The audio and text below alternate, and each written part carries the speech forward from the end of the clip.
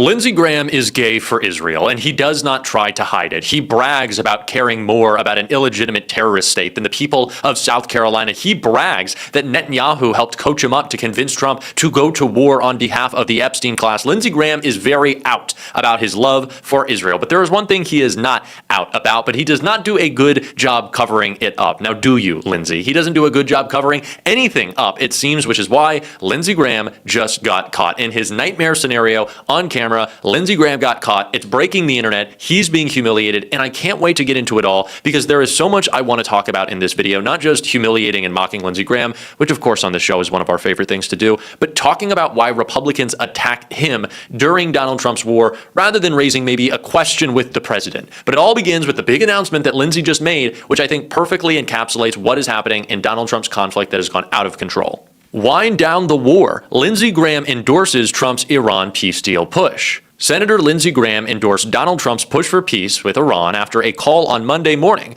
taking to Twitter moments later to urge the president to wind down the war. The call itself reportedly came after Trump had taken to Truth Social earlier on Monday morning to announce his administration was in serious discussions with a new and more reasonable regime in Iran to end the war, the military operation as well, but threatened that if a deal is not reached shortly, he would respond by obliterating all of Iran's power plants, oil wells, and desalination plants. Responding to the Post and with apparent reassurances after a direct phone call to Donald Trump, Graham, a longtime Iran hawk, backed an end to the conflict. Graham wrote on Twitter, "I support diplomatic efforts to end the conflict consistent with our military objectives," but again, couching all of these celebratory posts with "it takes two to tango," the senator wrote, clearly trying to suggest he's not fully on board. Lindsey added that he supported Trump's warning regarding the consequences to Iran if they do not agree to an acceptable peace deal. "Keep it up, Mr. President. Wind down the war and wind up efforts for an historic peace deal," he concluded.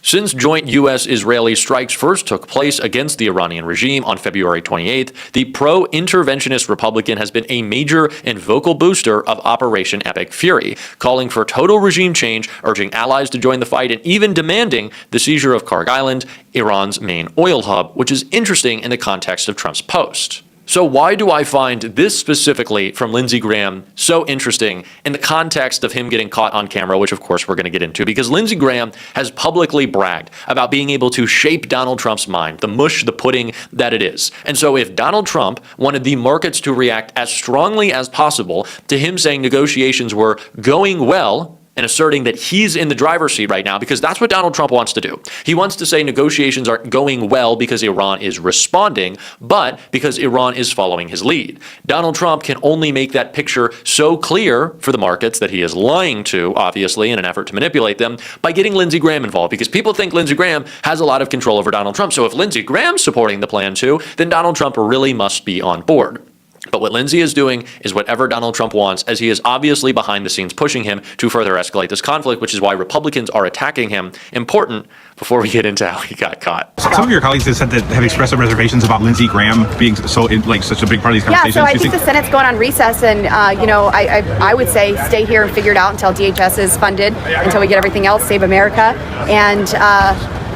Lindsey, he could go home for a while because we don't need any new wars. So, Lindsey, we'll call you if we need you. Thank you, Congressman. So Republicans are attacking Lindsey Graham instead of maybe raising a question with the president who got us into this conflict in the first place. Because no, they would never challenge dear leader. It is always about attacking Lindsey Graham, couching the criticism in Lindsey Graham. Well, if you actually want to criticize Lindsey Graham for legitimate reasons, him getting caught in the most humiliating fashion possible is probably the best way to do so. And it's not just that he got caught. Lindsey Graham's been getting humiliated a lot lately, also for his big secret. We're going to get into that later, though.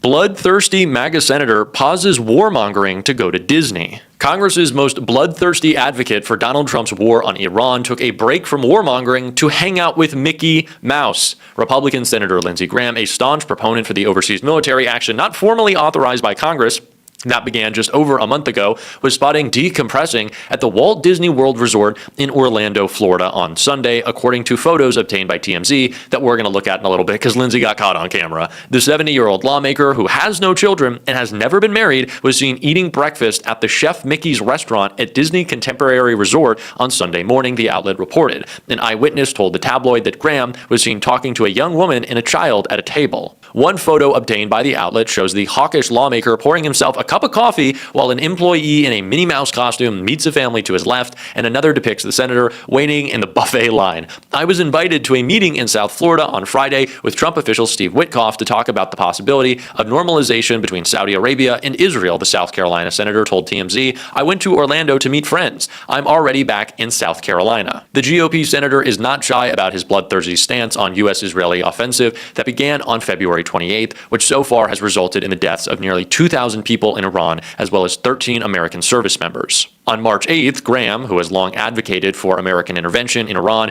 appeared on Fox News' Sunday Morning Futures with Maria Bartiromo to go off on the war, raving that we're going to blow the hell out of these people. This regime is on death row now, he said. It is going to be on its knees. It is going to fall, and when it falls, we're going to have peace like no other time. You can't do it by talking. Graham bragged about his role also in convincing the president to pull the trigger on war after having visited Israel numerous times in recent months to meet with the country's intelligence community. As you can see here, here's Lindsey Graham caught on camera by himself at Disney, just hanging out. Just a nice little hang for Lindsey Graham.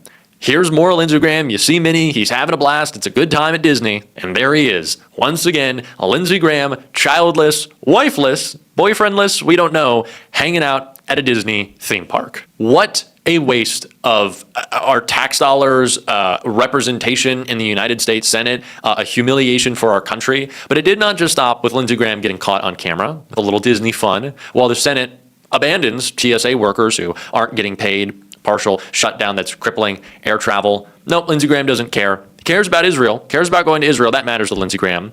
But he also cares about the loves of his life, which Lindsey doesn't want to talk about, but his primary opponent, or I should say primary opponent, his general election soon-to-be opponent, Democrat Dr. Annie Andrews, running in a Democratic primary right now in South Carolina, had a little fun with the truth that we all know about Lindsey Graham. We've all heard the rumors about Lindsey Graham, the whispers that circulate around Washington, D.C. and South Carolina. But he has a secret, a part of him that he wants to keep hidden. And then after all these years, he just comes out and says it. The Iranian regime is on its knees. We're going to blow the hell out of these people. Lindsey Graham is deeply and passionately in love with war. We're marching through the world. Iran is going down. Meanwhile, back in South Carolina, our infrastructure, our roads and bridges are crumbling. Our rural hospitals are closing. Our schools are underfunded and everything costs a fortune.